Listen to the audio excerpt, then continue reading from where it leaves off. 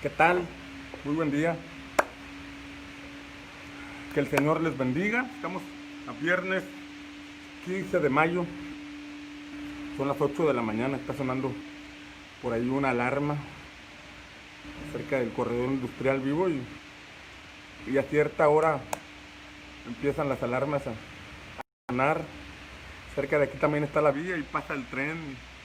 De pronto en las noches se escucha el sonido del tren. Bien, les saludo en esta mañana. Los bendigo en el nombre del Señor. Quiero comentarles que el miércoles pasado, les comento con alegría que el miércoles pasado inicié mi primer programa de radio con mi hijo Josías. Natán Josías tiene 13 años y grabamos nuestro primer programa y se llama Sensei. Usamos esta figura del sensei porque como su padre debo ser su principal mentor, su principal instructor, y estamos en 107.9 Vida FM, en la radio como en internet. Se puede buscar todos los miércoles a las 2:30 de la tarde, mi sensei, con mi hijo Josías. Él tiene 13 años y mira, tomando a colación esto, hay una celebración que hacen los judíos, que es el Mitzvah, Bar Mitzvah, donde los adolescentes hebreos a los 12 años son presentados, a los 12, 13 años son presentados en el templo, ante el sacerdote, ante los doctores de la ley, para dar manifestaciones o dar evidencias de su crecimiento, de su avance, de su madurez, de su entendimiento en las escrituras. Y antes de los 13 años está la figura de la responsabilidad, que antes de los 13 años las acciones, las conductas, los pecados que cometan los niños o los adolescentes son responsabilidad de sus padres, antes de los 13 años, como visión hebrea. Pero después de los 13 años, ya las acciones, conductas y comportamientos son responsabilidad del adolescente, del joven. Para eso, los padres hebreos, desde niños, desde pequeños, los instruyen, les enseñan, les transmiten, les son ejemplo, para que a sus 13 años ya ellos comiencen con la responsabilidad que conlleva la vida. Que las decisiones que toman, el camino que toman es responsabilidad de ellos. Sin embargo, si el padre no se encargó de instruir, de enseñar, de educar, de formar y de ser ejemplo a su hijo, pues bueno, ahí no entra esa figura de responsabilidad, pero en la cosmovisión hebrea estaba sumamente plasmada la importancia del padre sobre el hijo, la formación de los padres hacia los hijos. Y esto lo pongo a colación porque hablarte acerca del reino de Dios, pero en la figura de nuestro Padre. Él es el Padre. Porque en Mateo capítulo 6 encontramos que Jesús, cuando enseñó a sus discípulos a orar, les dijo, ustedes orarán así. Y él aclaró que no era una oración para ser vanamente repetida. Porque ahí en Mateo 6 también dice, cuando oréis, no uséis vanas repeticiones. No es algo que se repita, sino más bien una oración que tiene elementos importantes, una oración que contiene principios que debemos comprender. Así como cuando preparan el mole, lleva condimentos, lleva cacahuate, lleva una serie de ingredientes que preparan el mole. De igual forma, cuando Jesús enseña acerca de la oración modelo, está mostrando elementos importantes que uno tiene que comprender al momento de orar al Señor. Y comienza diciendo, Padre nuestro que estás en los cielos, santificado sea tu nombre, venga tu reino y hágase tu voluntad como en el cielo en la tierra. Pero comienza diciendo, tienen que orar al Padre, porque Dios no solamente es poderoso, Dios no solamente es eterno, sino que Jesús vino a mostrarnos la faceta del Padre. Hebreos señala que Él es el Padre de los espíritus. Dios es el Padre de los espíritus. Él impartió nuestro espíritu a este cuerpo y Él desea que algún día volvamos con Él, porque Él es el Padre de los espíritus. Sin embargo, aquí en el mundo, en la tierra, hay un principado espiritual tratando de gobernar nuestros espíritus, tratando de gobernar nuestra vida, nuestras acciones, nuestra mente. Bueno, eso hablamos ayer y antier. Pero en el término del Padre, el Padre de los espíritus, Jesús viene a mostrar la faceta del Padre. Y los judíos, los religiosos judíos, los que practicaban la religión judía, se enardecían con Jesús porque decían, ¿cómo puedes decir que Él es tu Padre? ¿Por qué dices que eres su hijo? Y era algo que los enardecía porque ellos no comprendían esa faceta de Dios como Padre. Vemos en la Escritura que en el tiempo de Moisés, Dios le dijo a Moisés, les dijo, porque yo, en Deuteronomio, Dios les dijo a Israel, por medio de Moisés, les dijo, porque como padre a hijo los quise llevar. Aquí entra la figura de padre a hijo, pero señala, eran de dura cerviz. Y cuando hablamos de dura cerviz, hablamos de la cervical. Y es como si el padre nos hubiera tomado con cariño, con amor, como un padre puede tomar a su hijo de la nuca, de los hombros, para conducirlo, para platicar con él. Y esa expresión mostrada en la Escritura habla de que él como padre quiso hacer eso con Israel. Pero Israel se resistía. Dura cerviz era una oposición, una resistencia. No quiso ser un hijo obediente. Israel no quiso ser un hijo moldeable. Israel no quiso ser un hijo enseñable. Y por esa razón, en el tiempo de Moisés, este pueblo quedó ahí. Pero está la figura del Padre. Cuando leemos en Éxodo 19:6,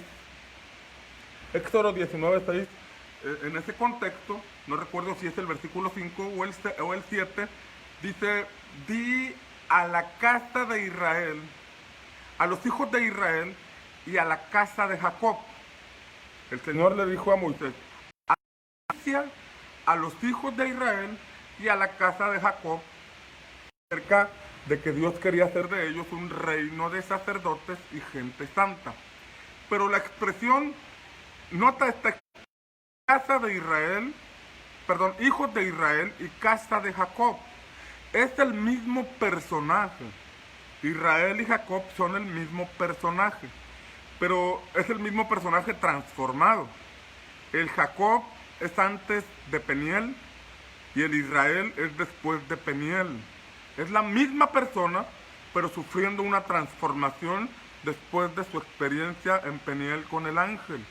Cuando él luchó por esa bendición, por ese cambio de nombre, hasta que el ángel le preguntó, ¿cómo te llamas? Y él dijo,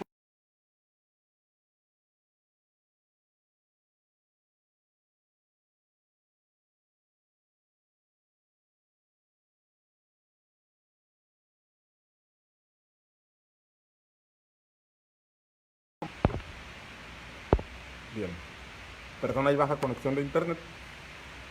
Bien, ¿cómo te llamas? Jacob.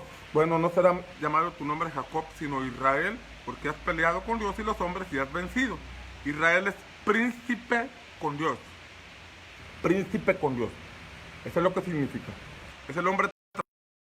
Y de ese hombre transformado vino toda una descendencia que para el tiempo de Moisés eran sus descendientes, los descendientes de Jacob.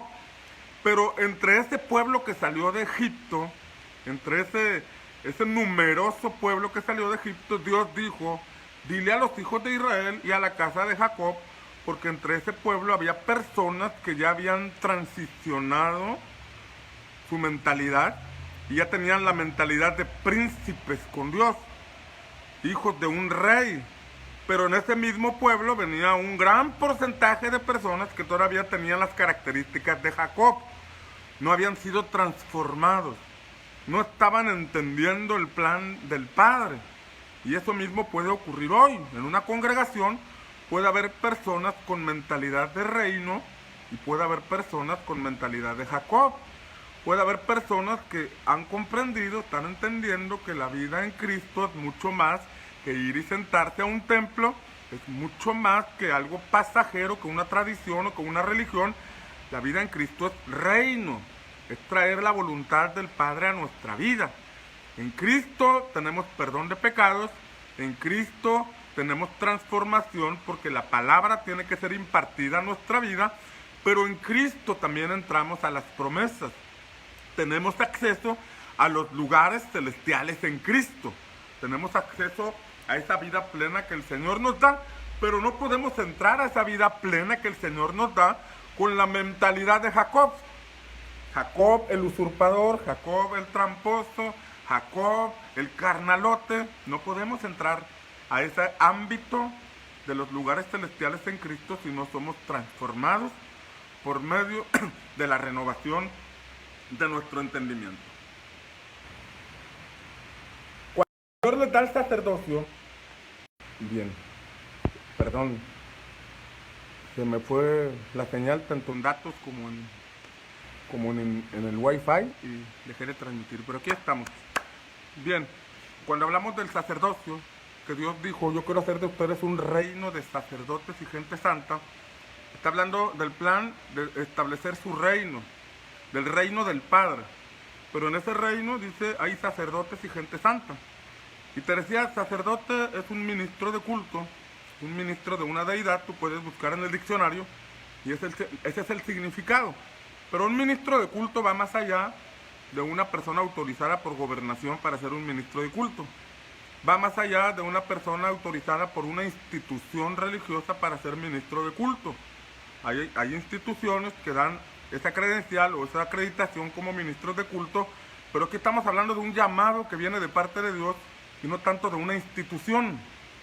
Es verdad que deben estar acreditados por el gobierno, tanto como por la institución, pero lo que el Señor establece en Éxodo no es eso, sino que dice, yo quiero hacer un reino de personas que me sirvan. Yo quiero un reino de hijos amados que participemos en el establecimiento del mismo reino. Eso es lo que yo quiero hacer en esta nación. Era lo que estaba plasmando el Señor o comunicándoles por medio de Moisés. Y el sacerdocio es eso, servicio. Servicio en la casa del Padre, servicio en la casa de papá. No como esclavos, sino como hijos. Los hijos participamos en casa. De hecho, los hijos son entrenados en casa. Hace rato que comenzaba la transmisión te hablaba del Mizvah, que los judíos celebran, donde a los 13 años, a los 12 años, los niños, los hijos, los adolescentes, dan evidencia de su aprendizaje en casa. Dan evidencia de la formación del Padre en la casa. Y en eso consiste el reino de nuestro Padre. Dios en el Sinaí les dio el sacerdocio para que ellos aprendieran a relacionarse con Él, para que ellos aprendieran a servirle, para que ellos aprendieran a participar en el establecimiento del reino del Padre. Lamentablemente el pueblo no quiso subir a la montaña. Vieron relámpagos, escucharon truenos, vieron la nube y dije, ay, les dio miedo y dijeron, ay, nanita, mejor sube tú, Moisés, recibe la palabra y luego nos la transmites, aquí la escuchamos. Este pueblo no quiso profundizar, no quiso subir a la montaña, subir a los lugares celestiales en Cristo. Entonces el sacerdocio nos entrena, el servicio en la iglesia nos entrena. Cuando desarrollamos lo que te compartí ayer del ministerio quíntuple, el ministerio quíntuple que dice que somos enviados con un claro entendimiento de la voluntad de Dios a compartir las buenas nuevas, a cuidar a los recién convertidos y a discipularlos. Ese es el ministerio que Cristo desarrolló, el ministerio quíntuple. Y Efesios 4 dice que somos perfeccionados para la obra del ministerio por medio de estos 5 dones o 5 asignaciones. Es la mano que hablábamos el día de ayer, cubrió a Moisés cuando fue metido en la hendidura de la peña. Ahora, el servicio nos entrena, porque si somos enviados en el nombre del Señor, con un claro entendimiento de la voluntad de Dios, a compartir las buenas nuevas, quiere decir que el Señor nos entrena con una mentalidad para ganar. ¿Sabes que hay mucha gente que tiene un historial de pérdidas, y pérdidas, y pérdidas, y siempre que emprende algo pierde, y siempre que emprenda algo pierde, y hay cosas que se tienen que romper? Y cuando nosotros disponemos nuestro corazón para servir a papá, para servir al Señor, Dios quiere quitar de nosotros ese pensamiento de pérdida, ese pensamiento que nos ha robado por mucho tiempo. Porque cuando nos envían a ganar almas, tenemos que ir con la mentalidad de ganar. Tenemos que ir con la mentalidad de que con la ayuda de Dios, con la ayuda del Espíritu Santo, vamos a encontrar una persona, le vamos a dar las buenas nuevas y lo vamos a ganar para Cristo. Hay gente que nunca ha ganado en la vida. Hay gente que no ha experimentado lo que es ganar, lo que es desarrollarse, porque han estado marcados por circunstancias, han estado limitados por argumentos o paradigmas de los que ya hablamos hace algunos días, que se han levantado en la mente. Yo no soy bueno para esto. Yo prefiero tener un trabajo a emprender algo. Yo prefiero trabajar para otra persona a tener lo mío propio. Y en este contexto de paradigmas, difícilmente podemos avanzar al propósito del Padre, que va más allá de simplemente congregarnos. Dios quiere llevarnos al desarrollo de una vida de fe. Y cuando nos disponemos a servir, entonces somos enviados a ganar. Y cuando nosotros pensamos que esa es una asignación solamente para que el pastor la realice, entonces nosotros tenemos doctrinas y argumentos que deben ser quitadas, porque este es un llamado que Cristo nos hace a todos. No solo a pastores, a todos. Porque el Padre quiere hacer un reino de sacerdotes y gente santa. Nos llama a todos. Cuando nosotros somos enviados, el ministerio quíntuple, enviados con un claro entendimiento de la voluntad de Dios, a compartir las buenas nuevas y a cuidar a los recién convertidos, veíamos que ese es el significado de los 5 dones: apóstol, profeta, evangelista, pastor y maestro. Entonces, cuando ganamos a una persona y nosotros procuramos cuidarla, que no se pierda, es como asumir una responsabilidad con otra persona. Y ahí la ley del Señor se empieza a materializar o a encarnar en nosotros. Porque Jesús resume la ley en 2 mandamientos: amarás al Señor tu Dios con todo tu corazón, con toda tu alma, con todas tus fuerzas, con toda tu mente, y a tu prójimo como a ti mismo. Y ojo aquí, en el Edén, Adán fue puesto para labrar la tierra. Y labrar significa adorar, significa servir. Cuando nosotros caminamos en la vida con un alto entendimiento de que es un servicio lo que realizamos, seremos libres de la codicia. Porque en el camino o en la senda del desarrollo por donde Dios te quiere llevar, no está el objetivo del acumulamiento de muchas riquezas o de llenarnos o de querer tener todas las cosas, porque esa es la senda de la codicia, sino que el camino que Dios nos muestra es la senda del servicio, el poder servir a nuestro prójimo. Los dones, los talentos que el Señor te ha dado son para servir a tu prójimo. Obviamente cuando pones una empresa cobras por tus servicios, pero no vas por el lucro, no vas por la codicia. Hay quienes por la codicia pierden matrimonio, pierden familia, pierden su comunión con Dios, pierden todo. Esa es la senda de la codicia. Y Dios desea llevarnos por la senda del desarrollo sin perder nuestra comunión con Él. Cuando leemos la Escritura, por ejemplo, dice: 6 días trabajarás, pero el 7º no vas a trabajar. Tienes que dejar que descansen tus trabajadores, tienes que descansar tú, no todo es trabajo. El 7º día tienes que dedicarlo a mí. Y más aún dijo: 6 días trabajarás la tierra, 6 años, perdón, trabajarás la tierra, y el 7º año no vas a trabajar la tierra. Tienes que dejar que la tierra descanse, tienes que dejar que la tierra repose. Y yo el 6º año te voy a bendecir tanto como para que te alcance el año 6º, el año 7º y todavía el año 8º tengas de lo que cosechaste en el año 6º. Para allá quería llevarlos el Señor, para que aprendieran a confiar en Él. El servicio, entonces cuando nosotros desarrollamos el servicio en la iglesia, lo hacemos por amor a Dios y por amor al prójimo, y ahí vamos recuperando el propósito de Dios cuando nos entregó esos dones que están en nuestras manos, que están para servir. Creo que el mundo sería muy diferente si todos viéramos esos dones como una oportunidad para servir a los demás, Tú tienes dones que están al servicio de los demás. Y no me refiero solo a los dones espirituales. Ese don de la enseñanza, ese don de liderazgo, ese don para hacer pasteles, tamalitos. Por favor, acuérdate de mí cuando vengas en tu reino.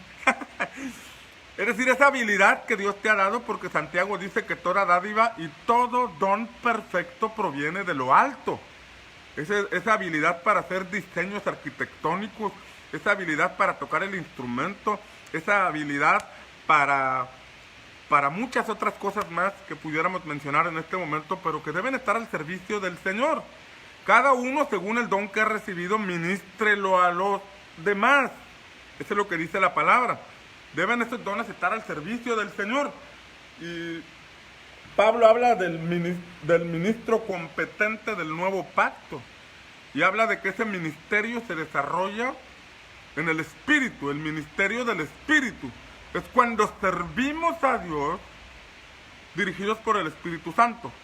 Pero ojo aquí, ese servicio nos entrena, porque como ya te mencioné, nos lleva a ganar. Derriba paradigmas y pensamientos que nos limitan, porque hay un Canaán que ganar. Hay un propósito que alcanzar. Hay un reino que conquistar. Pero si no rompemos con la mentalidad de pérdida, que puede estar profundamente arraigada, y esa mentalidad de pérdida luego se disfraza de no tengo tiempo para servir, no tengo tiempo para participar, donde los temores a no ganar están arraigados, pero se ocultan tras una máscara de no tengo tiempo, de que esto no es para mí. Hay que romper, porque en la medida que nosotros nos ocupamos de lo crucialmente importante para el Padre, que es recuperar a los que se perdieron, porque si, como ya te mencioné, Él es el Padre de los espíritus, dice Hebreos, y hay gente que está extraviada, y esa gente que nosotros conocemos por nombre y apellido, son espíritus dentro de un cuerpo, y el Padre quiere que ellos sean salvos. Cuando nosotros nos ocupamos en lo crucialmente importante para nuestro Padre, nos estamos preparando para desarrollarnos en la vida del reino a la cual Él nos llama. Y cuando nosotros, además de ganar, de cuidar, también restauramos a las personas, porque déjame decirte que cuando leemos Lucas capítulo 4, cuando Jesús dijo, el Espíritu del Señor está sobre mí por cuanto me ha ungido para dar buenas nuevas, sanar a los quebrantados de corazón, poner en libertad a los cautivos, dar vista a los ciegos, habla de una serie de acciones que debemos realizar sobre los nuevos convertidos, porque los nuevos convertidos no llegan completamente bien. Los nuevos convertidos son como Lázaro saliendo de la tumba. El Señor le dijo, Lázaro, sal fuera.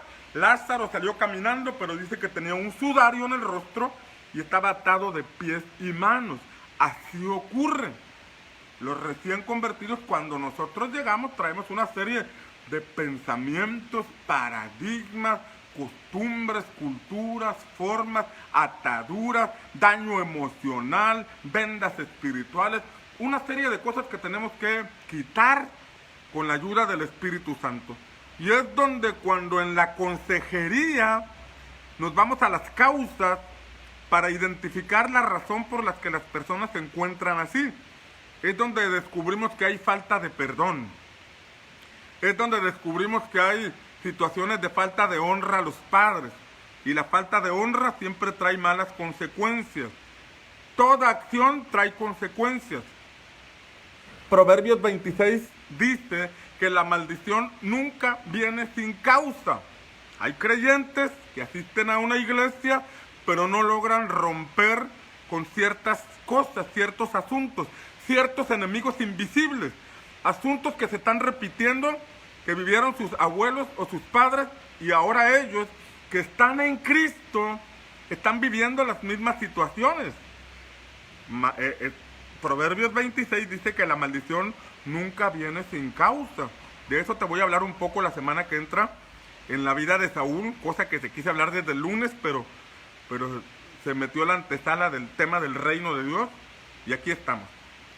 Entonces, cuando hablamos de ir a las causas, cuando nos disponemos a servir al Señor para ganar almas, rompemos la mentalidad de pérdida, de falta de emprendimiento, buscando lo crucialmente importante para el Padre, que son los perdidos.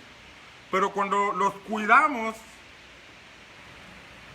asunto que aprendemos en el ministerio quíntuple por medio del pastor, a cuidar el rebaño, estamos aprendiendo a valorar lo ganado, a valorar, a luchar, esforzarnos por cuidar. Hay personas que han emprendido algo, pero al poco tiempo lo pierden o lo cierran. Hay personas que han iniciado algo, pero al poco tiempo aquel sueño se pierde, se esfuma, se cae por la borda y dejan de realizarlo. Pero cuando vamos al asunto de restaurar, de cuidar, de aconsejar, entonces descubrimos que tenemos que ir a la causa de los problemas. Un árbol puede tener ramas que echan basura. Si yo solo corto las ramas, al poco tiempo esas ramas volverán a salir y el fruto volverá a darse. Si sigo cortando solamente las ramas, el árbol volverá a retoñar. Tengo que irme a las raíces, quitar las raíces para que aquel árbol ya no dé el fruto que está dando. Cuando nosotros solamente nos enfocamos en las conductas, ya deja de ser violento, ya deja de ser iracundo, ya deja de enojarte, nos estamos yendo a cortar el fruto. Pero cuando profundizamos con ayuda del Espíritu Santo para ver las causas, ¿por qué es iracundo? ¿Por qué es violento? Es que la persona tiene raíces de amargura. Y cuando nos vamos a las raíces entendemos que hay una causa, falta de perdón al papá, falta de perdón a la mamá, algo ahí en lo profundo. Es alguien que ya se congrega, es alguien que ya aceptó el amor de Dios, es alguien que tiene a Cristo en su corazón, pero hay áreas no restauradas que tienen que restaurarse. Cuando nosotros permitimos que el Espíritu Santo nos dé sabiduría y nos use para ayudar a otros, entonces nosotros nos convertimos en personas que al emprender algo y enfrentamos un obstáculo, ya aprendimos a irnos a las causas. ¿Por qué no funciona esto? ¿Por qué tengo este bloqueo? ¿Por qué no está vendiéndose? ¿Por qué no está promoviéndose? ¿Por qué llegué a un límite? Y vamos a discernir las causas en vez de decir, esto no es para mí, lo cierro. No, porque ya fuimos entrenados en la casa de papá. O sea que servir a papá, servir a Dios, además de honrar a nuestro Padre, nos entrena para la vida. Es como los hijos que participan en casa, les enseñamos asuntos básicos, les enseñamos aspectos de la vida. Este entrenamiento que le damos en nuestra casa les va a servir para cuando ellos tengan sus propias casas, cuando se desarrollen. Cuando en la escuela dan evidencia de un buen rendimiento, de disciplina escolar, eso es una evidencia de que en casa los papás están haciendo algo importante. A veces los papás nos desesperamos con los hijos y ya los dejamos a que hagan las cosas, pero el papá que se esfuerza, el papá que insiste va a lograr que sus hijos se desarrollen. Papá con nosotros hace lo mismo. El Padre nos envía su Espíritu Santo y nos llama, nos insiste a que dejemos esa falta de responsabilidad en su reino, en su casa, que empecemos a participar para que además de honrarle a Él, seamos entrenados para la vida. Isaías 11 señala que sobre el Mesías, sobre Cristo, reposaría Espíritu de Dios, Espíritu de sabiduría, de inteligencia, de consejo, de conocimiento, de poder y de temor del Señor. 7. O sea, es el mismo Espíritu Santo, pero repartiendo 7 facultades. Espíritu de Dios, sabiduría, inteligencia, consejo, conocimiento, poder y temor del Señor. A veces nos quedamos solamente con el primero. Ya recibí al Espíritu Santo, ya hablé en lenguas, ya profeticé, hasta ahí llegamos. Pero no profundizamos para que nos dé sabiduría. Y la sabiduría es la capacidad de aprovechar el conocimiento. No profundizamos para que nos dé inteligencia. Pero sabes, hay cosas que se van a llevar a nuestro intelecto en la medida que realizamos las cosas. La inteligencia se irá formando en nuestro intelecto, en nuestro ser, en nuestra vida, en la medida que tenemos experiencia en realizar las cosas. Hay un entendimiento que llega a nosotros. Ese entendimiento que le llegó a la mujer tsunamita cuando invitaba al profeta Eliseo a comer a su casa. Esa historia está en Segunda de Reyes. Dice que invitaba a Eliseo a comer a su casa, pero dice que después de algunas veces que fue Eliseo a comer a su casa, dijo, ahora entiendo, así dijo, que este varón que pasa es un santo de Dios. O sea, no es cualquier persona. Vamos a edificar una casa, un aposento, vamos a ponerle mesa, cama, silla y candelero, porque ella entendió que era mucho más que alguien que los visitaba. Ojo aquí, que Eliseo pasara por Sunem, debemos comprender que el Espíritu Santo estaba sobre Eliseo, quiere decir que el Espíritu Santo pasaba por aquel lugar. El Espíritu Santo pasaba por Sunem. El Espíritu Santo pasaba por la iglesia.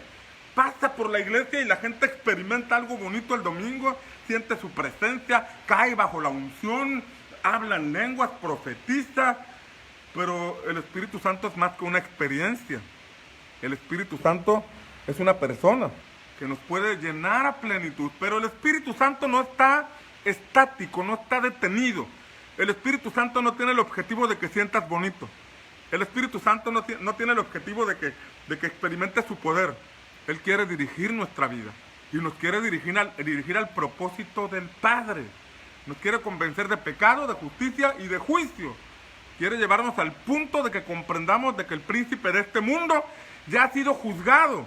Y como ha sido juzgado el príncipe de este mundo, nosotros tenemos que anunciar las buenas nuevas. Entonces, es un tema muy profundo, pero el servicio es algo que nos entrena para la vida. Mientras, dice Gálatas capítulo 4, que mientras el heredero es niño, en nada difiere del esclavo, aunque es señor de todo. Pone la figura del hijo que tiene una herencia, pero que como es niño, no tiene la madurez suficiente para poder hacerse de la herencia que el padre tiene para él. Y mientras tanto, en nada difiere del esclavo. Gálatas 4, versículo 4, léelo en algún momento. En nada difiere del esclavo. ¿Quién es el esclavo? El que no conoce a Dios, el que está todavía en esclavitud espiritual. Pero dice que el creyente que no ha madurado es semejante a aquel que es esclavo, aunque ya es dueño de todo porque tiene un papá que le ha dado una herencia, pero todavía no tiene acceso a esa herencia porque no ha alcanzado la madurez. Y Hebreos dice que la madurez, ¿sí?, el alimento sólido, es para los que han alcanzado la madurez, para los que por el uso se han ejercitado en el discernimiento del bien y del mal. A los que por el uso, la madurez no se logra con muchos años en la iglesia. La madurez no se logra con solo la lectura, conocimiento o aprendizaje. Porque podemos aprender las cosas por memorización, pero eso no nos permite comprender de qué se trata. Precisamente ese es el sistema educativo que desde hace 500 años se estableció en las mayorías, en las masas, en la simple memorización de las cosas, pero no el descubrimiento, no la investigación, porque la investigación nos lleva al descubrimiento que nos lleva a comprender y a desarrollarnos, nos lleva a conocer la razón, las causas y nos lleva al ámbito del desarrollo. Y siempre los imperios han querido tener pueblos manipulados que no se desarrollen, que incluso junto con la conquista se estableció una religión que nos llevaba a memorizar. Por el solo hecho de memorizar los 10 mandamientos no quiere decir que ya tengamos comprensión a plenitud de lo que son los 10 mandamientos. Son muy profundos. Pero la pura memorización, el creer que solo con la memorización ya vamos a alcanzar madurez, eso no, eso está muy alejado de la verdad, porque Hebreos dice que el alimento sólido, lo que se puede revelar, lo que se puede comprender, lo que se puede digerir, como algunas cosas que hemos estado aprendiendo, pues es para los que por el uso han ejercitado el discernimiento entre el bien y el mal, por el uso, por la acción, por la activación. En la medida que uno va sirviendo, uno va entendiendo. Jesús llevó a sus discípulos a la práctica Jesús estaba presente con ellos. Y cuando estaba con ellos, los enviaba para que hicieran lo mismo que él hacía. Era un entrenamiento para que ellos hicieran lo mismo. Pero estaría un momento en que Jesús ya no estaría con ellos. Jesús necesitaba que ellos aprendieran a ser dirigidos por el Espíritu Santo. Primero escuchaban a Jesús, pero después Jesús no estaría y ellos tenían que aprender a ser dirigidos por el Espíritu Santo. El entrenamiento, la práctica los llevaría a entender cómo se mueve el Espíritu Santo, cómo opera el Espíritu Santo. Cristo es la palabra.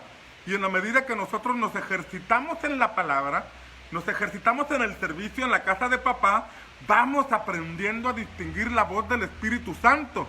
Y es el Espíritu Santo el que tiene que operar en nosotros el poder de la resurrección para poder entrar al ámbito de los lugares celestiales en Cristo. Podemos ser hermanos como la iglesia de Éfeso, que tenemos fe en Jesús, y Jesús significa el Salvador. Podemos tener fe solamente en la salvación y practicar el amor fraternal, como dice Efesios capítulo 1. Sin embargo, necesitamos pedirle al Padre que nos dé, que alumbre nuestro entendimiento, que es de lo que te estoy hablando, que el Padre alumbre nuestro entendimiento para que podamos recibir espíritu de revelación y sabiduría en cuanto al poder que opera en nosotros los que creemos. Pero eso se descubre no en una doctrina, ni en una enseñanza. Gracias a Dios por las doctrinas que nos dirigen, nos encausan, pero eso no es suficiente. No hay nada que pueda suplir la vida activa en la iglesia. No hay nada que sustituya la vida activa, porque en la realización de las cosas uno va descubriendo, uno se va destapando y uno va alcanzando la madurez, porque ser responsables con los asuntos crucialmente importantes para el Padre es ir hacia la madurez. Adquirir una responsabilidad con el reino de Dios comienza con ir por lo que al Padre le interesa mucho, que son las almas. Cuando asumimos una responsabilidad, entonces vamos adquiriendo madurez. La madurez implica responsabilidad.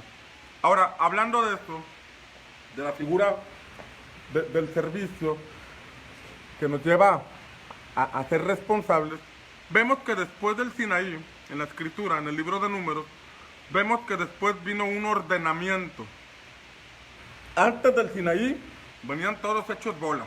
Y antes del Sinaí cada quien venía como quería.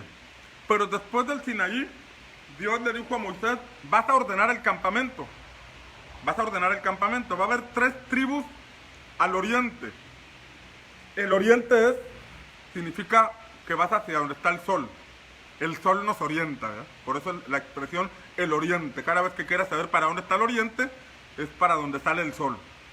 Había 3 tribus hacia el oriente. Había 3 tribus al sur, 3 tribus al norte y 3 tribus al este. Al oeste, perdón. Este, oeste, sur y norte. Y en medio del campamento iba a estar el tabernáculo, donde estaba el arca, donde el Señor descendía. El centro de todo el campamento iba a ser Dios. Dios dejaría de estar sobre la nube y descendería a estar entre ellos. Dejaría de ser una sombra, una figura arriba de la nube, donde todos creían o entendían que estaba Dios, pero ahora descendería para estar entre ellos. Pero descendió sobre un campamento ordenado. Descendió sobre un campamento que entendía la importancia de honrarlo a Él en el centro de todo el desarrollo de ese pueblo. Ahí debería estar el Señor. Ir al oriente, porque ellos caminaban hacia el oriente. Ojo aquí, aquí también hay una figura encerrada, porque los que estaban al oriente, entre ellos estaba Judá, con alabanza iban hacia el frente, ¿no? Y iban hacia el oriente, caminaban hacia el oriente, y esto tiene mucho significado. Porque la Biblia dice que Dios plantó un huerto al oriente de Edén, al oriente. Y para el oriente nosotros necesitamos avanzar para volver al propósito, para volver al origen. Porque el hombre fue echado de ese lugar que estaba al oriente del Edén. Dios plantó un huerto al oriente del Edén. Y volver hacia el oriente, ir hacia el oriente significa que entendemos que hay que volver al propósito, al origen, a la razón por la que Dios nos dio vida. Y para ir allá, el Espíritu Santo nos dirige, pero nos dirige sobre una vida ordenada. Porque recuerda Génesis capítulo 1 que dice que la tierra estaba desordenada y vacía y las tinieblas estaban sobre la faz del abismo. Satanás se mueve en el desorden, porque una vida desordenada nunca tiene tiempo para poder servir al Señor. Una vida ordenada desordenada siempre llega tarde. Dios quiere poner orden. Y hablar de poner orden es establecer prioridades. Prioridades. Y las prioridades es que el Señor tiene que ser el centro de todo, de todas nuestras decisiones. Si queremos llegar a esa vida del reino, todo comienza por ordenar nuestras prioridades. Después de todo lo que hemos visto, ordenar nuestras prioridades. Por eso Jesús dijo, si buscan primero el reino de Dios y su justicia, habla de la prioridad. Y eso es un ordenamiento. Dios estableció ese ordenamiento donde el centro del campamento estaba el tabernáculo. Y cada quien debería estar en su lugar. Cada tribu en su lugar. No todos eran sacerdotes, pero cada quien en su lugar. Y cuando cada quien estaba en su lugar, pudieron avanzar. Vemos que por ahí luego surgió una situación de querer pelear la autoridad y Dios vino a poner orden. Cuando vinieron los levitas para decir, ¿a poco solamente por Aarón y por ellos habla Dios? Todos somos santos. Estaban peleando la autoridad sobre el pueblo y Dios vino a poner orden. Les dijo, a ver, cada tribu traiga una vara, pónganle el nombre, métanlo al tabernáculo y yo voy a mostrar a quién elegí como sacerdote. Entonces cada quien trajo su vara, en aquella contienda por querer tener la autoridad, cada quien trajo su vara y al traer la vara, le pusieron su nombre, la metieron al tabernáculo y al siguiente día la vara de Aarón había reverdecido, había echado retoños y tenía almendras maduras. De un día para otro, Dios puso orden diciendo, yo elegí a Aarón. Habla de que cada quien ocupa su lugar en el cuerpo de Cristo. Cada quien ocupa su lugar. Una iglesia no puede tener dos cabezas. Una iglesia no puede tener dos líderes. Solo hay una cabeza y es Cristo, y Él delega autoridad a una congregación para que camine de manera ordenada. Qué dificultoso es cuando alguien quiere encubiertamente ocupar el lugar de un pastor y empieza a hacer cosas que terminan dividiendo el cuerpo de Cristo, que terminan mutilando el cuerpo de Cristo. Dios siempre tiene que intervenir. Dios interviene poniendo orden. En Números capítulo 12 vemos que María y Aarón cayeron en lo mismo, murmurando contra Moisés. Murmuraban porque Moisés tomó una mujer cusita como esposa, una mujer extranjera como esposa, pero detrás de todo estaba un pleito por la autoridad, porque dijo, ¿acaso solamente Dios habla por él? ¿Acaso solamente él es el que es usado por Dios? Todos aquí hemos profetizado. Bueno, María era una profetisa.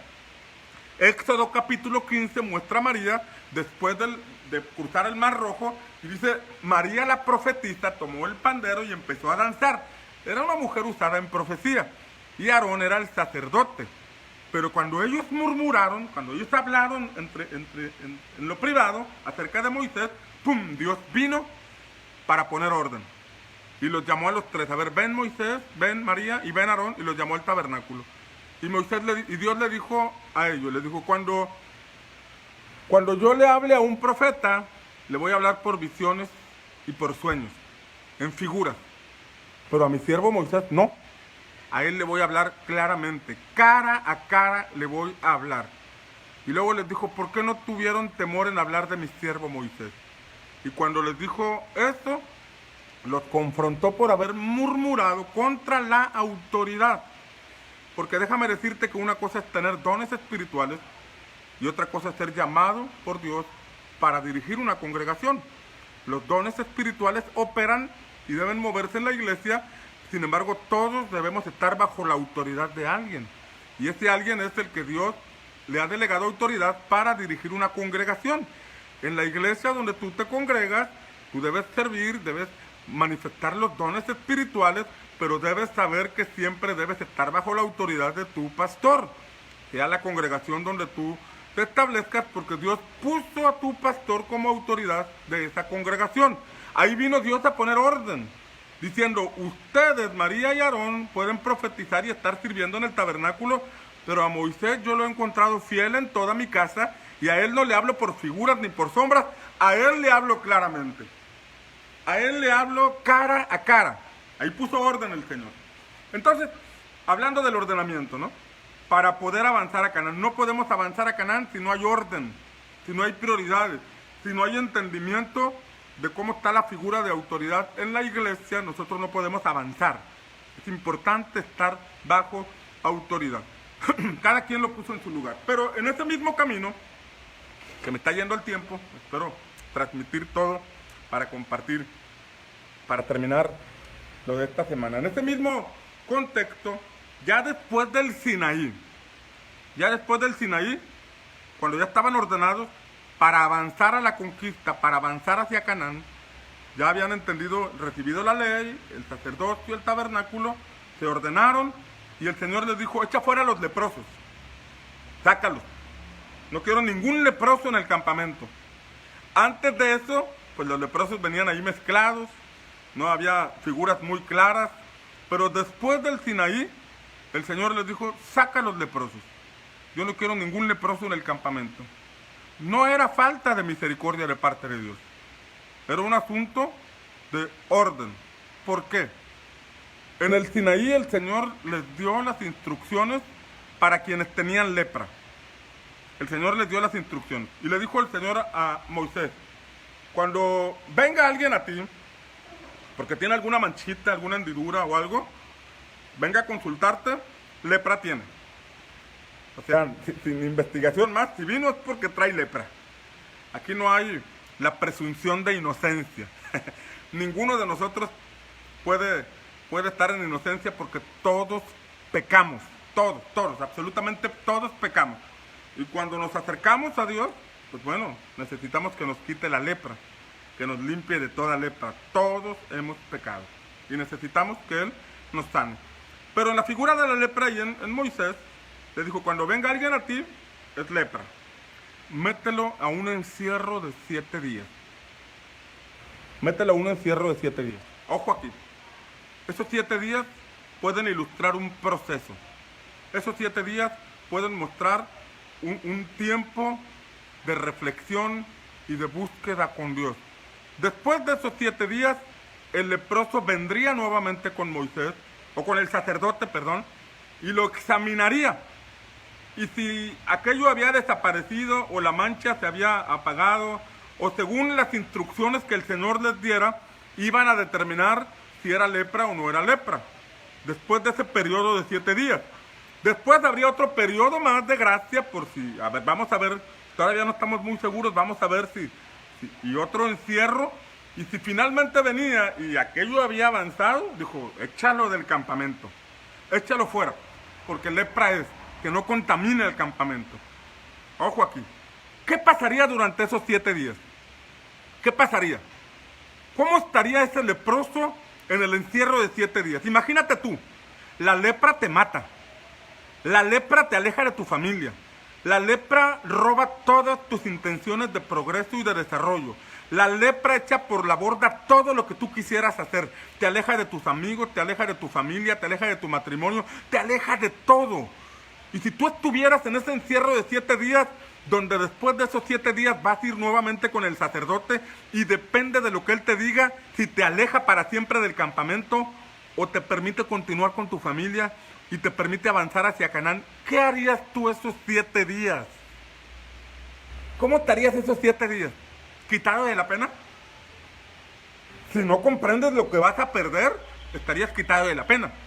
Si no valoras el Canaán que Dios tiene para ti, la vida plena para esta vida, para la vida en esta tierra, seguramente te daría igual. Pero si tú dijeras, yo no quiero perder mi matrimonio, yo no quiero perder mi familia, yo no me quiero morir, ¿tú qué harías? Seguramente te humillarías delante de Dios. Seguramente esos 7 días estarías postrado, Dios, perdóname. me cayó esta lepra por irresponsable, me cayó esta lepra por maldición, me cayó esta lepra porque abrí puertas, perdóname, perdóname, perdóname. Esta figura de los 7 días nos habla de un tiempo en donde el leproso debería tener una introspección, una búsqueda con Dios profunda, una humillación delante de Dios, un arrepentimiento profundo, para que después de eso, Dios, que es grande en misericordia, recuerda que ayer hablamos lo que en Éxodo 33 Dios le dijo a Moisés: seré misericordioso con quien quiera ser misericordioso. Y Dios se mostrará misericordioso con aquellos que le busquemos, que nos arrepintamos. O sea, no puedo avanzar, puedo pasar el resto de mi vida extraviado en el desierto, con esta lepra que me hace, que me amarga la vida, esta lepra que amarga mi matrimonio, esta lepra que aleja a mis hijos, esta lepra que me hace perder tantas cosas. O me puedo humillar delante de Dios, pedirle perdón: Señor, cámbiame, transfórmame. Y que ese periodo de 7 días ilustra un proceso de quebrantamiento, un proceso de morir. Recuerda que el poder de la resurrección no opera si no morimos primero, si no nos humillamos, si no decimos: ya estoy harto de este carácter, ya estoy harto de esta manera de pensar, ya estoy harto de siempre estar cayendo en lo mismo. Entonces eso nos lleva a humillarnos, a quebrantarnos delante de Dios. Jesús dijo que si el grano de trigo no cae y muere, no puede dar fruto. Tú y yo somos como una semilla que Dios lanzó a la tierra para dar fruto. Pero mientras no muramos, mientras no seamos plantados, mientras no muramos a nosotros mismos, no puede operar el poder de la resurrección para llevarnos a la vida plena que Dios tiene para nosotros. Entonces, bajo esa figura, el que después del Sinaí todavía seguía leproso es porque quería seguir leproso. El que todavía andaba con esas cosas es porque quería, porque persistía. Y el Señor dijo: ¿sabes qué? A esa gente no la metas aquí, échala afuera. Eso nos habla, o sea, no estoy hablando de que vamos a correr de la congregación a gente así, pero habla de que Dios no permite el avance en la vida del reino a quienes persisten en tener lepra espiritual. Dios no permite el avance a la vida del reino a aquellos que ya saben, ya han comprendido, les ha sido revelado algo tan sencillo que es pedir perdón por los pecados, arrepentimiento. El arrepentimiento es un cambio en nuestra mente, es una aceptación interna de que andábamos mal, es una aceptación interna de que nuestros caminos eran equivocados, le pedimos perdón a Dios y decidimos andar por la senda que Él nos establece. Si después de mucho tiempo yo todavía sigo con lepra, esa es una de las razones por las que me atoré en el Sinaí. Es una de las razones por las que me atoré en el desierto. El Señor fue claro: echa fuera a todos los leprosos, porque ellos no van a entrar al reino. Ellos no. Ya les di la solución, ya les di la salida, ya les di el camino. El que quiera seguir leproso, que siga leproso. Tal y como el libro de Daniel, capítulo 12, termina diciendo, después de muchas cosas que van a acontecer, dice: los impíos seguirán siendo impíos, pero los que se santifiquen serán santificados. Los que quieran verdaderamente ser transformados van a ser transformados. Que los que quieran seguir en su propio camino, que sigan en su propio camino. Confirma lo que dice Apocalipsis: el que esté limpio, límpiese más. El que esté sucio, siga en su camino. Siga creyendo que engaña a la gente, pero está perdiendo la extraordinaria oportunidad que Dios tiene para entrar a Canaán, la vida plena. No te rindas, no te quedes a medio camino. Pasa por ese proceso de transformación. Muere a tus deseos, muere a tu carácter, muere a tu carnalidad, para que el poder del Espíritu Santo opere en ti, el poder de la resurrección, y puedas entrar a ese ámbito de los lugares celestiales en Cristo. Ahí, en números también el Señor habla de la ley de la restitución. De la ley de la restitución. Porque si estamos hablando de un cambio de vida, ahora en la ley de restitución dice: todo aquel que deba, tiene que pagar. Todo aquel que deba, tiene que pagar. Y tiene que pagar agregando algo. Todo aquel que deba. Ojo aquí. O sea, eso habla de ser responsables con las acciones que cometimos. Si ofendiste a alguien, pide perdón. Eso es lo que está diciendo, paga lo que debes. Como dijo Jesús, ponte de acuerdo con tu adversario mientras vas en el camino. No sea que tu adversario te entregue al juez, el juez al alguacil, y seas echado a la cárcel donde los verdugos te atormentarán. Ponte de acuerdo. Jesús dijo, si cuando traes tu ofrenda al altar, sabes que tu hermano tiene algo contra ti, ve y reconcíliate con él. Ojo, ahí el Señor está hablando de la reconciliación. Tu hermano tiene algo contra ti. ¿Por qué tiene algo contra ti? ¿Qué le hiciste? ¿Qué dijiste? ¿Cómo te comportaste? Habla ahí de la importancia de arreglar esas situaciones. ¿Hablaste mal de alguien? En la balanza espiritual hay un saldo contrario a ti. En el reino todo eso se observa.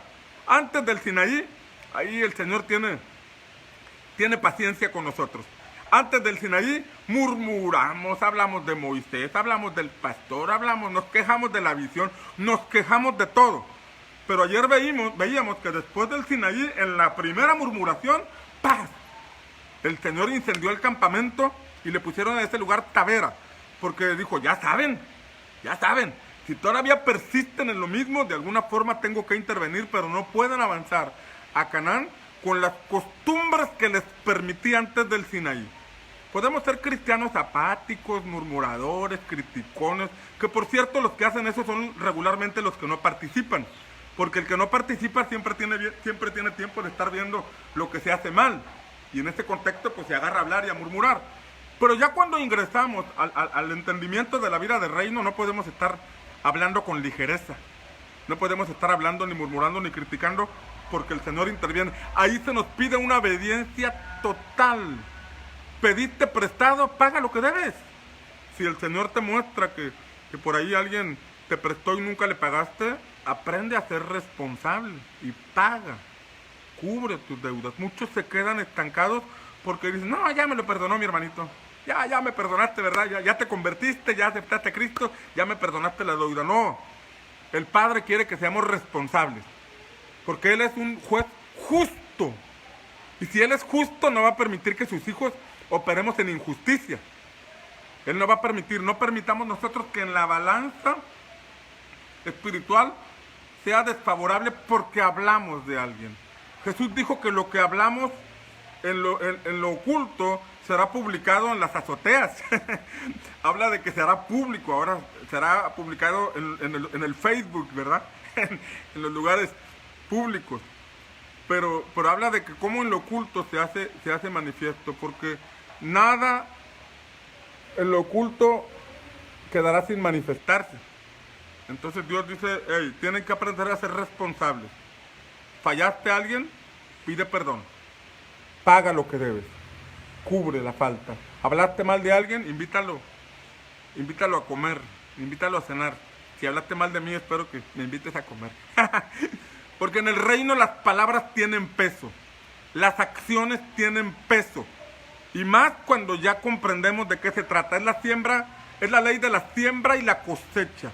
Todo lo que sembremos equivocadamente lo vamos a cosechar. Y en el reino se potencializa eso. Porque en el ámbito donde estaban Adán y Eva, el Señor les dio semilla para sembrar. Semilla que daría planta, la planta daría fruto que tenía semilla, la cual se volvería a sembrar. Habla de que en el reino la ley de la siembra y la cosecha se potencializa. Y así como nuestras buenas acciones se pueden potencializar, también la cizaña que se siembra se potencializa. Por eso después del Sinaí, paguen lo que deben, ya les enseñé, ya lo comprenden. No anden con fraudes, no anden con este tipo de acciones, ni hablando mal de nadie, porque todo esto tiene una consecuencia. Después de eso, el Señor habló de la ley sobre los celos, la ley del nazareato, y también habló de las trompetas, y quisiera aquí abundar 5 o 10 minutos en la enseñanza de las trompetas. La ley de los celos habla de cómo el Señor nos anhela celosamente y quiere que nuestro corazón sea por completo para Él, y que cuando nosotros en el corazón o físicamente hemos adulterado tanto física como espiritualmente, porque también hay adulterio espiritual, hay fornicación espiritual cuando somos infieles a Dios. Dice la Escritura que entonces esa ley de celos era la mujer llevada frente al sacerdote, le hacían tomar aguas amargas, y al tomar aguas amargas, si esta mujer había sido infiel, dice la palabra que se le hinchaba el vientre y se le caía el muslo. Ojo aquí, si esa mujer había sido infiel, al probar las aguas amargas, se le hinchaba el vientre y se le caía el muslo. Entonces todo el mundo sabría que esa mujer había sido infiel y moría apedreada. O sea, no podía haber lugar para la infidelidad. No se permitía la infidelidad. Esa mujer puede ser figura de la iglesia. Esa mujer puede ser figura de ti y de mí, que somos la iglesia. Y la Escritura dice que el Espíritu nos anhela celosamente. Y Santiago lo dice en el contexto de que no podemos ser amigos de Dios y amigos del mundo. No está diciendo que no tengamos personas conocidas en el mundo, sino que no amemos el sistema de este mundo. No podemos amar el sistema que se mueve en este mundo y decir que amamos a Dios. Entonces, en este contexto, el Espíritu Santo viene, y si usamos la figura de los celos, de probar las aguas amargas, quiere decir que en ocasiones nos pasa por un proceso difícil para que nosotros nos demos cuenta que tanto amamos a Dios.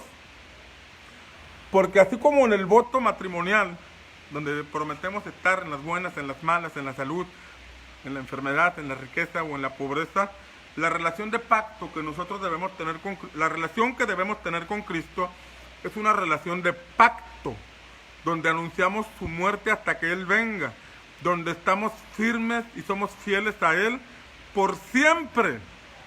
Entonces, cuando nosotros no nos hemos dado cuenta de que hay alguna infidelidad en nuestro corazón, una falta de responsabilidad con el novio que es Cristo, una falta de lealtad al novio que es Cristo, entonces Él nos tiene que mostrar, Él nos tiene que revelar esa área que está ahí, que a veces nosotros decimos, no, esto no es malo, esto no hay que ser tan religiosos, estas cosas no creo que ofendan a Dios, y somos permisivos con cosas del mundo que no honran a Dios, y son cosas que el Señor te tiene que revelar. Entonces, cuando esas cosas están allí y nosotros no las queremos aceptar como malas, que no las queremos recibir o ver como que nos apartan del Señor, entonces nos da a probar esas aguas amargas. Y esas aguas amargas, que son una figura del antiguo pacto, son esos procesos difíciles de los que a veces no salimos. Esos procesos difíciles de los que a veces no podemos avanzar. Y nosotros decimos, pero voy a la iglesia, pero voy, sirvo, doy mi ofrenda, mi diezmo, tengo grupo, ¿por qué me pasa esto? Bueno, esto nos puede revelar un área no redimida de nuestra vida, en donde tu pastor no te puede decir qué cosa es, sino que tiene que ser el Espíritu Santo, porque Santiago dice que el Espíritu de Dios nos anhela celosamente. Ahí está la ley de los celos del libro de Números, celosamente. Y cuando nos anhela celosamente y encuentra que hay infidelidad, ojo aquí, pasaban dos cosas en la mujer del antiguo pacto, y es que se hinchaba el vientre. Hay algunas versiones que traducen diciendo se pudría el vientre, se volvía estéril el vientre, que en el ámbito espiritual tiene que ver con alguien que no tiene interés en tener hijos espirituales, con el novio que es Cristo. Es alguien que no tiene interés en darle hijos al Señor, por medio del evangelismo, por medio del hablar de Jesús. Entonces eso se hace cuando nosotros no estamos casados con Cristo, no estamos en relación de pacto. Entonces nuestro vientre espiritual se vuelve estéril. Pero también dice que el muslo se hincha, el muslo se cae, perdón. Y hablar de que el muslo se cae, habla de una imposibilidad para avanzar. Es cuando nuestra vida de fe no se desarrolla, nuestra vida de fe no avanza, no podemos caminar hacia allá, pero eso solamente revela áreas no redimidas del alma, áreas no redimidas del corazón, donde todavía el príncipe de este mundo tiene cierto tipo de influencia ¿O todavía están algunas consecuencias del mundo como amargura, como resentimiento, como frustración, situaciones que no hemos permitido que el Espíritu Santo nos sane? Y esos sentimientos y emociones manipulan nuestras conductas y nos impiden tener una relación de pacto con el Señor. Entonces, esa ley de celos nos puede revelar cómo el Espíritu Santo, en medio de los procesos que vivimos, nos está llevando a entregarnos más a Él, a morir a asuntos de la carne que todavía nos negamos a morir. Esa grieta de carácter, esa manera impulsiva de responder, esos pensamientos que nos envuelven, que nos dirigen, que nos manipulan y nos llevan a la vida plena que el Señor tiene para nosotros. No menospreciemos el llamado que el Señor nos hace. Acudamos. Allí también entra la ley del nazareo. Y la ley del nazariato, Dios la estableció para aquellos que se quisieran consagrar a Él. Como si el Señor nos dijera, el camino es la consagración. El camino al reino requiere consagración.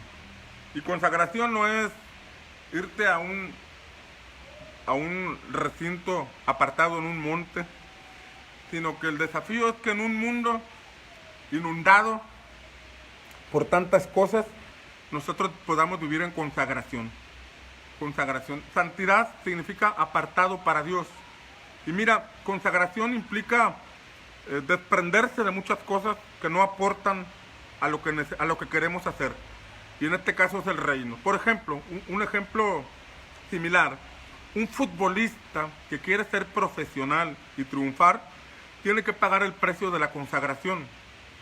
Vemos, por ejemplo, a jugadores como Cristiano Ronaldo, o Messi, o Natán de los Reyes. No es cierto. Vemos a jugadores que pagan el precio de la consagración. Por ejemplo, ellos duran hasta 8 o 10 horas diariamente entrenando. Diariamente. Mientras otros jugadores se la pueden pasar tranquilos, tomando, fumando, yendo a fiestas, comiendo de todo, ellos pagan el precio de la consagración, el entrenamiento, el enfoque, el cuidado del cuerpo, porque saben lo que quieren. Un niño que descubre que tiene habilidad para el piano y los padres lo apoyan, el niño empieza a practicar en el piano, toma clases especiales, paga el precio que después de llegar de la primaria o de la secundaria todavía tiene que tomar clases particulares. Y después de hacer su tarea de la escuela, todavía ensayar 3 horas el piano, porque quiere ser alguien importante o profesional en el área de la música. Asiste a conciertos.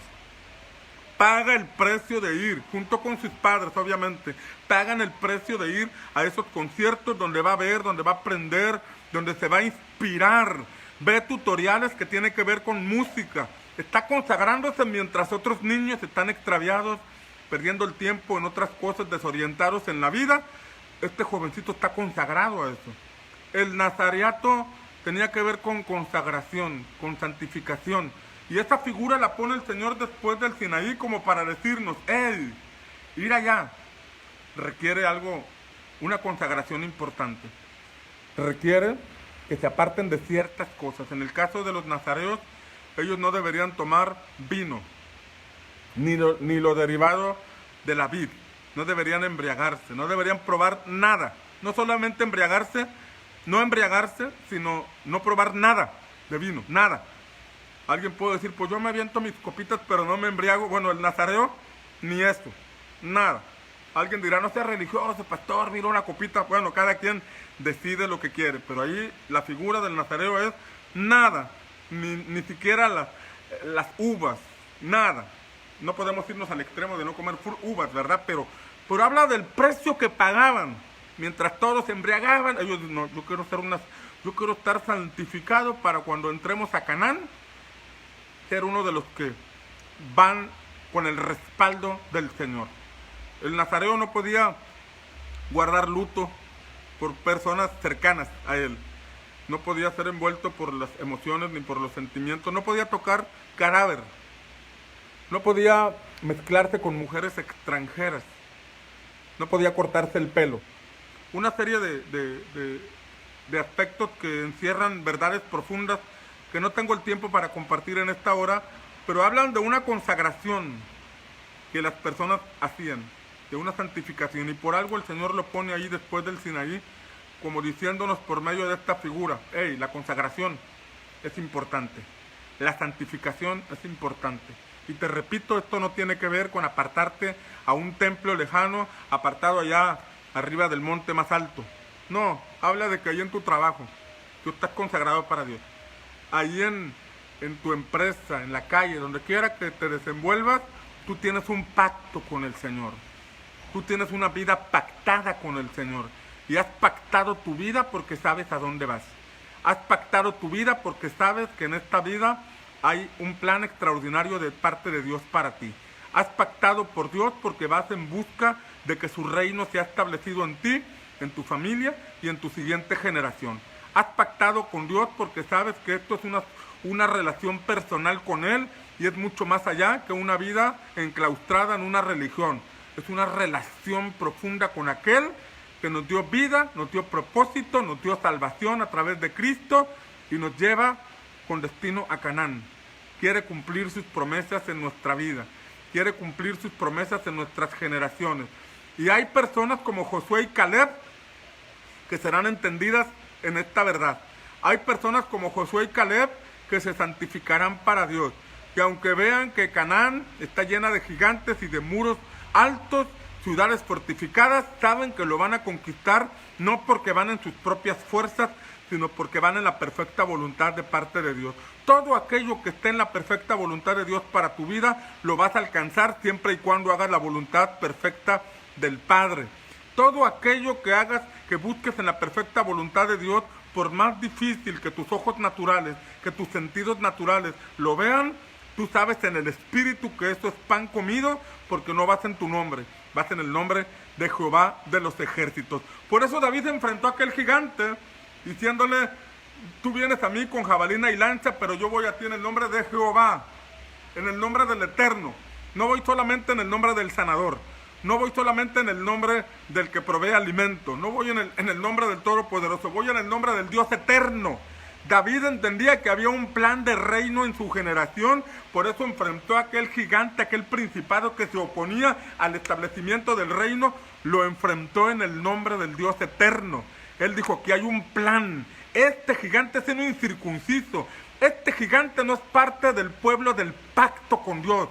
Nosotros somos circuncidados, decía él, nosotros somos gente de pacto con el Dios eterno y lo vamos a vencer en el nombre del Señor.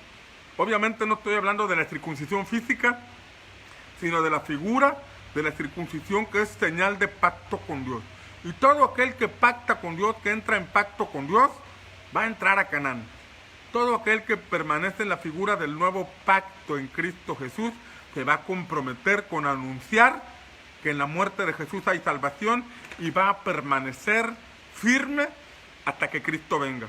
No lo va a detener un desierto, no lo va a detener una mala experiencia que sufra en la iglesia, no lo va a detener el mal testimonio de personas que murmuran, que critican, no se va a ir con los que dividen congregaciones, porque toda congregación que se levanta como resultado de una división no va a prosperar porque entra en la figura de la rebelión, sino que camina en unidad con el cuerpo, crece, vence los obstáculos, vence las diferencias, se reconcilia con aquellos con los que tuvo alguna situación, porque sabe que por encima de todos tenemos un Padre. Formamos parte del mismo reino de nuestro Padre. Y en este reino de nuestro Padre, Él nos llama a la reconciliación, a buscar superar las diferencias para poder avanzar hacia el plan perfecto que Él tiene para nuestra vida. Bueno, se nos fue la mañana, me levanté temprano con fuertes deseos y ganas de poder compartirte esta palabra en la mañana. Espero esta semana haber cumplido como un aguador que te dio agua para que sigas corriendo, para que sigas adelante. Gracias a Dios por tu vida, gracias a Dios porque te conectas o porque ves este mensaje durante el día. Espero que todas estas semillas solamente sean principios o llaves que tú tomas y los aplicas para que nos veamos en Canaán, para que nos veamos allá, para que no te quedes en el desierto, para que sigas avanzando a tu propósito. Vamos a orar. Padre, en el nombre de Jesús te damos gracias, porque tu palabra está llena de riqueza, tu palabra está llena de llaves que abren puertas, y una vez que se abren esas puertas, nadie nos las puede cerrar. Padre, yo en el nombre de Jesús invoco tu bendición sobre cada uno de los que me escucharon, me están escuchando, y los que me escucharán durante el día o otro día al ver esta transmisión, al ver este video. Padre, yo pido, como el apóstol Pablo oró por la iglesia de Éfeso, que alumbres nuestro entendimiento para que podamos recibir espíritu de revelación y de sabiduría en cuanto al conocimiento de Cristo, que podamos ver que es mucho más que una simple asistencia a la congregación, que la vida de reino se desarrolla diariamente y que vamos a la congregación para juntos celebrar alabanza, ofrecer adoración a ti. Pero la vida de reino está fuera de las cuatro paredes del templo. En el templo, en la congregación, nos entrenamos cuando te servimos, cuando participamos, te honramos a través del servicio, te glorificamos a través del fruto, pero eso nos entrena para la vida, nos ayuda a vencer temores, nos ayuda a romper con situaciones que nos han llevado a la pérdida, que nos han llevado, Señor, a la desorientación, porque el servicio nos enfoca, el servicio nos lleva por una senda de crecimiento, de fructificación, de multiplicación, y eso engrandece tu reino, engrandece tu nombre, pero nos capacita para el desarrollo. Padre, yo pido que abras nuestros ojos para que podamos comprender la supereminente grandeza de tu poder que actúa en nosotros los que creemos, y es el mismo poder que actuó en Jesús para levantarlo de entre los muertos y sentarlo en lugares celestiales juntamente a la diestra del Padre. Que ese mismo poder opere en nosotros para que todas las vendas religiosas, todos los pensamientos de este mundo, todos los paradigmas y conceptos equivocados que nos apartan de tu perfecta voluntad sean quitados, que se revienten esas vendas, que se revienten esas ligaduras, que se revienten esos paradigmas, que se revienten esas fortalezas mentales que han limitado, que nos han llenado de temores, Señor, que se revienten en el poderoso nombre de Jesús, y que podamos avanzar, que podamos conquistar Canaán, que podamos empezar por la toma de Jericó, que podamos ir avanzando y que al final de nuestros días podamos decir: yo y mi casa serviremos al Señor. Que podamos dejar a nuestros hijos, a la siguiente generación, un legado que ellos puedan continuar. Ayúdanos, Señor. Dirígenos, danos espíritu de sabiduría, de inteligencia, de conocimiento, de poder. Señor, danos espíritu de consejo y de temor del Señor. Ayúdanos a vivir en tu perfecta voluntad. Padre, te lo pedimos en el nombre de Jesús. Y, Señor, creemos que esa revelación no importa la edad que tengamos. Abraham tenía 75 años, Moisés tenía 80 años, Caleb tenía 85 años, no importa la edad. Ayúdanos a derribar esos argumentos que lleva a algunos a pensar que ya es demasiado tarde, que lleva a algunos a pensar que ya no hay nada que hacer. Que en el nombre poderoso de Jesús se derriben esas vendas, esos argumentos, y podamos ser como esos Caleb, esos Josué, esos Moisés, que vamos en busca de tu perfecta voluntad. Te lo pedimos en el poderoso nombre de Jesús. Amén, amén y amén. Por favor, escribe ahí: amén, amén y amén. Gracias por tu atención. Te invito a que el domingo nos escuches a las 11:30 por esta misma página. Te invito también a que participes en la página Centinelas en el Muro. Te voy a pedir un favor: entra a la página Centinelas en el Muro, dale like y por favor invita a tus amigos. Ahí aparece la función de invitar, y luego al aplanar a invitar vas a poner seleccionar a todos tus contactos y les vas a enviar, porque esa invitación los puede integrar o les puede dar a conocer que esta página, Centinelas en el Muro, la que te estoy recomendando, es una página de oración, es una página de intercesión, y nosotros queremos que sean más los que se están sumando a la intercesión. Tenemos 24 horas de intercesión continua, ya tenemos 20 días casi, no, perdón, tenemos 19 días, 18 días de estar continuamente intercediendo, clamando al Señor, orando de una manera ininterrumpida, y queremos que se sumen más. Esperamos puedas conectarte e invitar a tus amigos. Bueno, que tengas un excelente día y recuerda, Dios está contigo.